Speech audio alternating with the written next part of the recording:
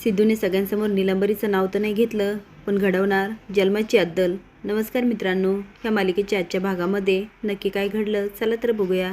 तर घडतं असं, विश्व ऑफिसमध्ये येतो आणि जानूचा विचार करत असतो. तेवढ्यात दिग्विजय येतो आणि म्हणतो, विश्वा तुला लाज नाही वाटत? फोटो दाखवत म्हणतो, हे सगळं काय आहे? का त्या मुलीच्या मागे लागतोस? तुझी आई गेल्यानंतर असं वाटलं तू सुधारशील, पण नाही. तो बॅगमधून साडी काढत म्हणतो, काय आहे, तुला शोभतं का? विश्वा म्हणतो, बाबा मी तुमच्याशी खोटं नाही बोलू शकत, त्यामुळे प्लीज मला आत्ता काही विचारू नका. वेळ आल्यानंतर मी तुम्हाला सगळं सांगेल. सिद्धू म्हणतो, भावना खरं खरं सांग, तू असा सल्ला दिला का?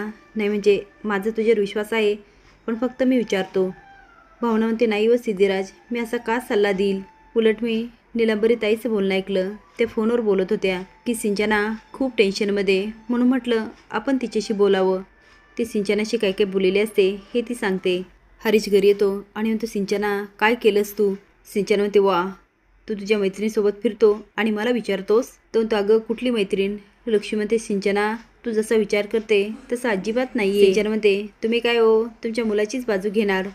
श्रीनिवास म्हणतो, सिंचना तुला माहिती आहे आम्ही फक्त तुझी बाजू घेतली, आमच्या मुलांची आम्ही कधीही बाजू घेत नाही. ती फोटो दाखवत म्हणते, बघा.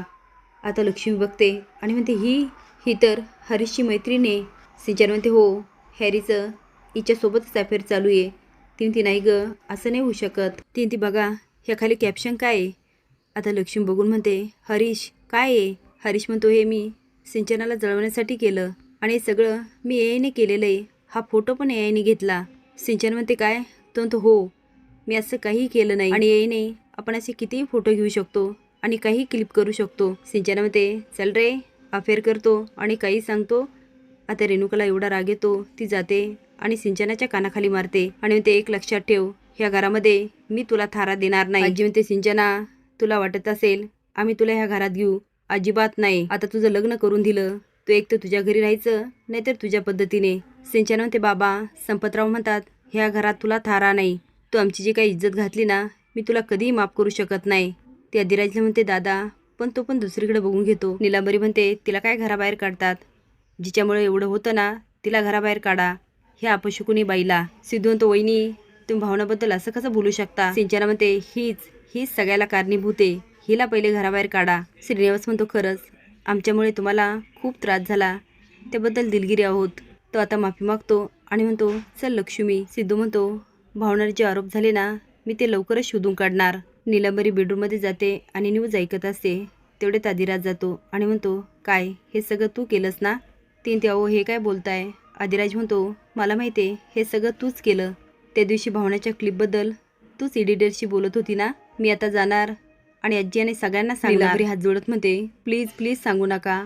आता तर ती अधिराजचे पायच पकडते आणि म्हणते, मला भावनाची बदनामी करायची होती म्हणून मी सगळं केलं, पण मला माफ करा. मला ह्या घरातून घालवलं तर मी कुठे जाणार? अधिराज म्हणतो, मी तुला कधीही माफ करू शकणार नाही, पण आजी आणि बाबांसमोर मी तुझी बाजू मांडेल. सिद्धू फोनवर म्हणत असतो, मला फक्त 2 तासात माहिती हवी आहे.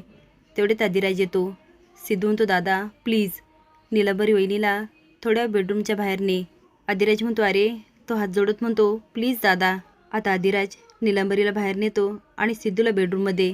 सिद्धू इकडे तिकडे शोधत असतो. तेवढ्यात त्याला पेनड्रॉईव्ह दिसतो. सिंचना खूप रडत असते आणि म्हणते, मंदार फोन उचल, मला बोलायचे कुणाशी तरी. पण काय केल्या तो काय फोन उचलत नाही. तेवढ्यात घर मालक येतो आणि म्हणतो, आत्ताच्या आता घर खाली करा. म्हणते, अहो मी ह्यावेळेस कुठे जाणार? तो असल्या लफडेबाज बाईला मला घर द्यायचंच नाही. आताच्या आता घर सोडा, नाहीतर सगळं सामान बाहेर फेकेल. सिंचना बॅग घेऊन बाहेर निघते आणि म्हणते, कुठे जाऊ मी आता? तेवढ्यात लक्ष्मी येते आणि म्हणते, सिंचना तुझं घर आहे ना, त्या घरातून तुला कुणीही बाहेर काढणार नाही. तिला आता घरी घेऊन जाते, विना पाणी आणते आणि म्हणते, सिंचना शांत हो. सिंचना खूप रडत असते आणि म्हणते, मला माफ करा, माझं खूप चुकलं. जयंत जानू उठण्याची वाट बघत असतो. जानू उठते आणि जायला लागते. तो जानू विचार करते, विश्वा कुठे असेल? आणि ते, जयंत सर त्या मावशीला कामावरून काढा. जयंत म्हणतो, ते तर मी पहिलेच केलं. जानू हसायचं नाटक करते आणि म्हणते, थँक्यू जयंत सर. आता तो तिला मिठी मारतो. सिद्धू आता एकाला पकडतो आणि म्हणतो, बोल कुणी केलं हे? खरंच मी नाही केलं. सिद्धूचे मित्र म्हणतात, सिद्धू यानेच केलं. अरे हा पैसे घेतो आणि अशा क्लिप करून देतो. सिद्धू म्हणतो, तू बोलणार नाही ना? पोलिसांना बोलवा. तो नको प्लीज पोलिसांना नका बोलू, मी सांगतो. हे गाडेपाटलांच्या घरातील एका बाईनी केलं. सिद्धू विचारतो कोण? तो निलांबरी गाडे पाटील. हे करण्यासाठी त्यांनी मला खूप सारे पैसे दिले. जयंत जानूचा मोबाईल घेतो आणि म्हणते जानू मी मोबाईल मागितला आणि तू दिला म्हणजे तुझा माझ्यावर खूप विश्वास आहे. म्हणजे तुझ्याबद्दलचा अंदाज माझा खरा ठरला. तो आता विश्वाच्या मोबाईलवर फोन करतो पण तिथे मात्र दिग्विजय बसलेला असतो आणि तो आवाज देतो विश्वा तुझा मोबाईल वाजतोय. 2-3 आवाज देतो पण विश्वा काय येत नाही. आता दिग्विजय बघतो तर जानूचं नाव असतं. तो उचलून म्हणतो काय गे तुझं लग्न झालं तुला लाज नाही वाटत माझ्या मुलाला प्रेमात पाडायला? आता दिग्विजय जानूला एवढं काही बोलत असतो आणि तिचा पाणउतारा करतो आणि म्हणतो परत माझ्या मुलाला फोन केला तर माझीशी गाठ आहे. जयंत हसून म्हणतो म्हणजे विश्वाचा बंदोबस्त मी बरोबर केला. हा जानूला बोलला पण ठीक आहे चांगल्या कामासाठी एवढं चालतंय. सिद्धू आता घरी येतो. आजी म्हणते काय रे सिद्धू काही कळालं का? सिद्धू म्हणतो हो हे सगळं विरुद्ध पार्टीनेच केलं कारण भावना खूप छान काम करत होती त्यांना वाटलं ती निवडून येईल. हे बोलता बोलता तो निलांबरीकडे बघतो आणि आदिराज त्याच्याकडे बघत असतो. तेवढंच सिद्धूला आठवतं इकडे येण्याच्या पहिले आदिराज त्याला भेटतो आणि म्हणतो प्लीज सिद्धू निलांबरीचं नाव सांगू नको. तो म्हणतो दादा निलांबरी वहिनीने भावनाला बदनाम करण्याचा प्रयत्न केला आणि तू म्हणतो त्यांचं नाव सांगायचं नाही. तो म्हणतो प्लीज सिद्धू माझा संसार मोडेल प्लीज माझा संसार वाचव. त्यामुळे सिद्धू काही बोलत नाही आणि फक्त बघत राहतो. पण निलंबरी अजूनच माजुरडेपणा करते. तिला असं वाटतं माझं नाव काय कळालं नाही. जयंत आनंदात जातो आणि फ्रीजमधून डिश काढतो. त्यामध्ये दिवा लावतो. काहीतरी खायचं असतं आणि म्हणतो हॅपी बर्थडे टू यू. तो आता जानूसाठी अजून काहीतरी बनवतो. तेवढेच जानू येते. तो म्हणतो जानू टेस्ट कर ना मी खास तुझ्यासाठी बनवलं. पण जानूला मात्र विश्वाची खूप काळजी वाटत असते. ती मनात म्हणते विश्वा कुठे गेला असेल तो बरा असेल ना? जयंत म्हणतो जानू चांगलं झालं ना? ती म्हणते हो खूप छान झालं. तो आता खूप आनंदात असतो. जानू त्याच्याकडे बघते आणि मनात म्हणते मला असं काहीतरी करावं लागणार की जयंत विश्वाला बोलून घेईल. जयंत तू समजतोस तशी जानू नाही मी आता. तू माझ्याशी जे काय वागला ना त्यामुळे मी तुला सोडणार नाही.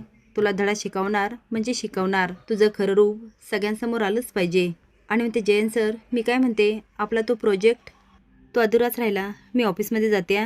जयंत म्हणतो हो. जनू तो ऑफिसमध्ये जाते आणि विश्वा कसा येईल हे ती बघत असते. बाहेर गेल्यानंतर ती विश्वाला फोन करते आणि म्हणते विश्वा कसा आहेस तू? तो म्हणतो जानू माझं सोड तू कशी आहेस बरी आहे ना? अगं तो जयंत ठार वेडा आहे ठार वेडा. ती विश्वा मला माहिती आहे म्हणून मी तुला सांगत होते सावध राहा हे असं काही करू नकोस. अरे मी माझ्या पद्धतीने बरोबर हँडल करेल पण आता एकच करायचं तू वापस आला पाहिजे. पण विश्वा म्हणतो ते कसं? जानू म्हणते ते माझ्यावर सोड. ह्या जयंतचं कसं वागायचं हे मला चांगलंच माहिती आहे. तुम्हाला काय वाटतं निलंबरीचा हा घाणेरडेपणा सिद्धूने सगळ्यांना सांगायला हवा होता का? हे कमेंट बॉक्समध्ये नक्की सांगा. नवीन अपडेट जाण्यासाठी लाईक आणि सबस्क्राईब करा. धन्यवाद.